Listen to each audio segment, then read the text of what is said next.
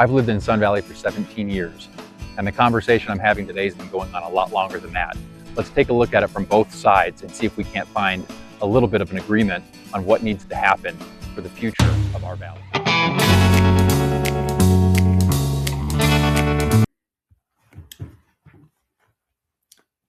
Hello, Zach Greenwald with Dry Fly Collective Real Estate here at Keller Williams, Sun Valley, Southern Idaho. Last week I was reading the Mountain Express. There was an article about Haley, new development, water, things like that. And I couldn't help but notice that there is a thread that happens underneath almost all the articles that talk about new development in our valley. And it really got me thinking. There is this pro-growth development and there is this anti-growth, no new development conversation that seems to happen all of the time. It got me thinking, and I thought a great conversation could come out of it.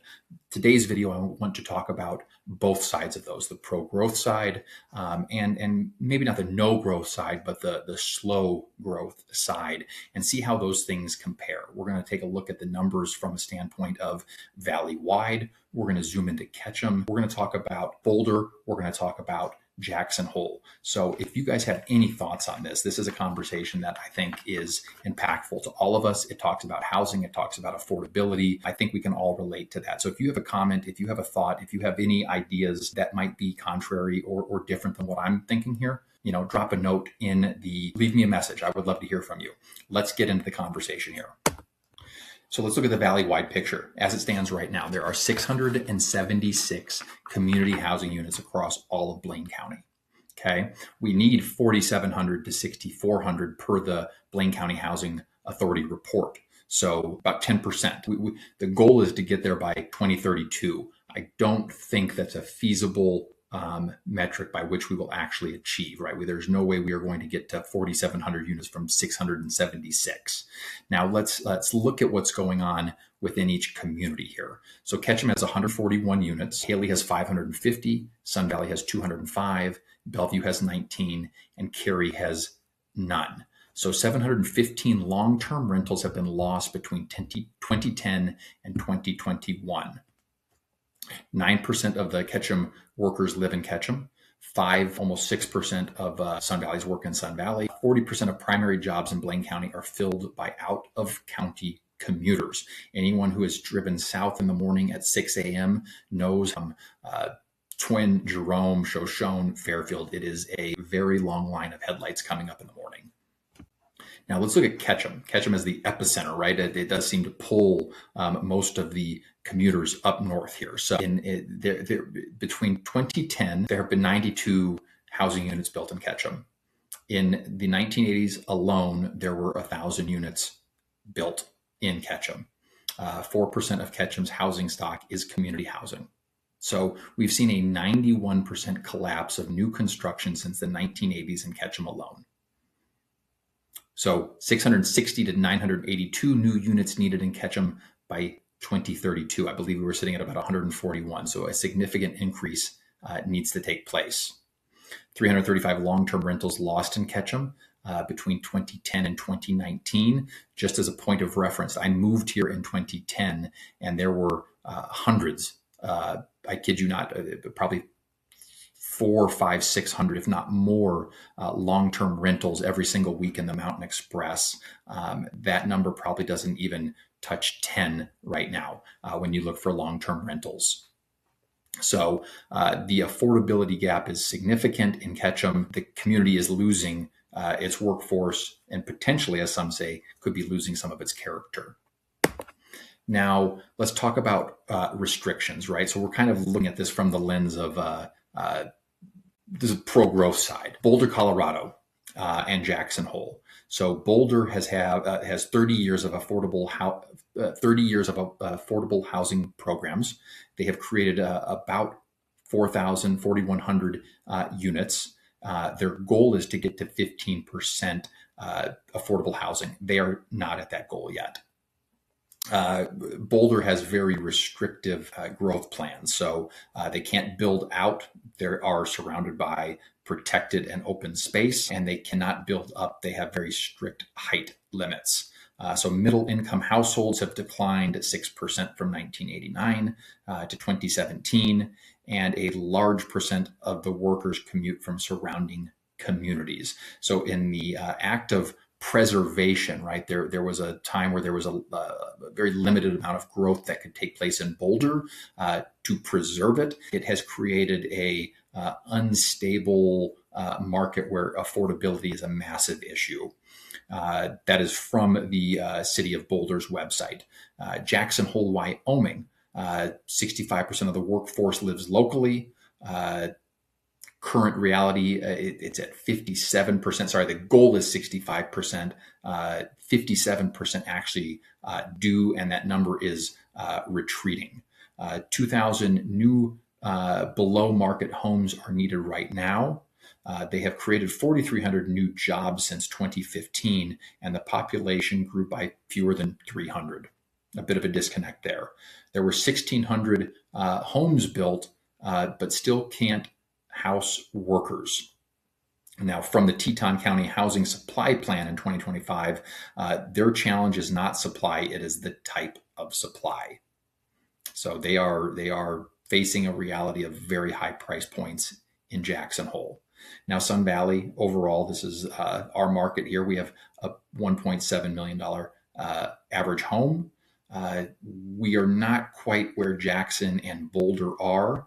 The question is, what path do we choose to go down? Are we going to be heavily restrictive, or are we going to be creative and work together to make something happen that creates vibrancy for our valley?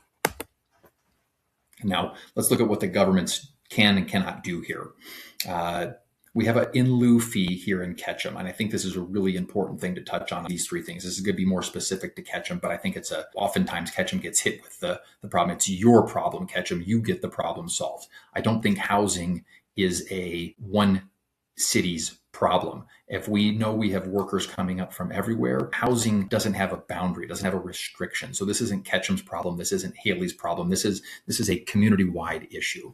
So in Ketchum, we have the in lieu funds. So developers pay the city instead of building housing. That fund balance as of 2026 was sitting at about $500,000. The expenditures that what they planned on spending right now was sitting at zero. Pending fees from a few projects sitting at about $3.5 million. So nearly $4 million collected from developers, nothing spent, and no new housing built. I think it's safe to say that there is an argument. What does $4 million in Ketchum do? That is a very valid question. This is where cities coming together to work together might be very valuable. Community Housing Fund, $1.3 million spent year to date on housing programs. Where is it going? So expenses are up 59% due to the timing of deed restriction payments, paying existing homeowners to restrict properties that already exist. So part of this plan is to take existing housing supply and reconvert it into a long-term rental or something along those lines. But without actual new supply, we're simply pulling stuff away from the market. This is a supply and demand issue. We're not building new supply, we're restricting what's there. Now, the Blaine County Housing is potentially being dissolved. That has not officially happened yet, but that is a conversation that is taking place as we speak. It was founded in 1997. The goal was to be the regional housing coordinator for all of Blaine County. It's facing dissolution. The Ketchum memo, other cities do not see value in a county-wide agency. I think there has been some discrepancies between how it's funded, who funds it, and how much it gets funded by each city and entity. That's an issue. All right. Now let's look at it sort of from the other side here, right? That was sort of the growth issues that we see. Let's look at it from let's cap conversation. Let's keep growth maybe limited.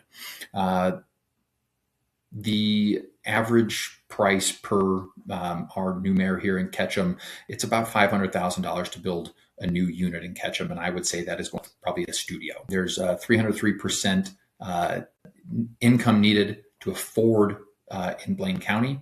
60% of the Ketchum housing stock is vacation homes and short-term rentals. So we've got some real issue sector as it stands right now. What does the private sector do really well? Well, they build where the money flows, right? So the private sector builds what pencils. In Sun Valley, that means luxury most of the time. Here in Ketchum and in Sun Valley, land's more expensive. It makes more sense to build something that is going to have a higher price tag on it. That is sort of what it is. If we remove zoning friction, we're probably going to get more luxury. The market had a long time to solve this issue with relatively light regulation. We got vacation homes. We converted long-term to short-term as VRBO and Airbnb became new business models that were not existent years ago. Resort town demand is interesting because it is a global competition, if you will. Now, Sun Valley in and of itself doesn't have a lot of international buyers, but we have a lot of affluent buyers that come from all four corners of the country. We will not be able to build our way to affordability when buyers are priced up against other buyers who have cash, right? If you're working locally and making $15 to $25 to $30 an hour, it's very difficult to compete on a purchase of a property when someone's coming in with all cash. Haley, the most affordable city, one might say, Bellevue potentially, needs a lot of new units to make up for what's not there. Now let's look at some good programs, but the scaling is kind of challenging. We had a lease to locals program that ran from 2022 to 2025. There was $223,000 spent. I do have some notes here, so if I look down, forgive me. If we look at that program, 64 people were housed over 3 years, and the program was discontinued in 2025. The rental preservation program, so that's running currently. It has about $150,000 budget. There's 15 properties in there, but the terms to that are only 3 years, and then the owner of the property can convert it back into a short term or sell the property. And then there's the ownership program that Ketchum rolled out in 2024. $1.3 million was spent. 8 successful applicants have gone through that program and have purchased properties. I don't believe every single one of those properties has had a deed restriction or something placed upon it, or the appreciation cap placed upon it. So let's not get hung up on that. We are going to talk about the deed restriction and the appreciation cap in the next slide. So knowing that we have to make up so much housing, these programs, while are wonderful and creative, and I think everyone can say we appreciate the novelty and the ingenuity to try to create a way to make it affordable, but unless we are creating new product, it is very difficult to turn reconvert old product into something different than what it was. Now let's look at the deed restrictions, stability versus wealth. I think this is a very good conversation to have and distinction to make. So what do they solve? The city investment doesn't get flipped back to market on resale. So if the city helps create a product and it is deed restricted, if it has a 20-year, 25, I think the conversation that's being run right now at City Council is a 70-year deed restriction. It protects the city's investment and says that that thing's not going to trade at market value in 5 years. We saw that recently take place with the Ketch building in Ketchum. So we have housing stability for the worker. That's nice. A 70-year benefit for the community, public investment preserved. That's nice. Without them, every affordable unit created today becomes market rate tomorrow. And we know the market rate in Ketchum is just higher. Blaine County is higher as well. What they don't solve, and I think this is the real conversation and a challenge that needs to be, solved. And I think everyone who goes into these situations to purchase needs to know. A 3% appreciation cap, right? We have seen some serious appreciation in our market over the last 5 years. Going back to 2010, appreciation is probably up nearly 50%. That escalated from 2020 on. It is plateauing, but we are still appreciating. So a 3% appreciation cap in a market that is appreciating at a high rate creates some issues. The owner builds almost no equity compared to their neighbors. The primary wealth building mechanism of home ownership is effectively removed. We could create a two-tier ownership, right, where locals are with restricted equity and everyone else builds wealth. So you have stability without the financial security that oftentimes most people, when they buy real estate, is what they're buying. They are buying the long-term reward of equity. Now, if we zoom back out here and have the conversation about what is the answer to this, what solves this problem, I am safe to say that I don't have the answer here. I do know that saying no new growth at all costs is not the solution. And saying that the free market will fix everything is probably not the solution either. So no new growth makes the problem worse. If we look at some of the other areas that we talked about from Boulder, it only is going to exacerbate the problem. So that is not a debate worth having. We cannot say we cannot grow. There has to be smart growth. The private sector alone probably cannot fix this, right? This needs to be a partnership between local nonprofits, stakeholders in the community, city leaders, people who love this town, which I know we do. These programs have shown genuine effort and heart, right? We've talked about that. These are very creative solutions to a very challenging problem. Unfortunately, they just do not seem to scale.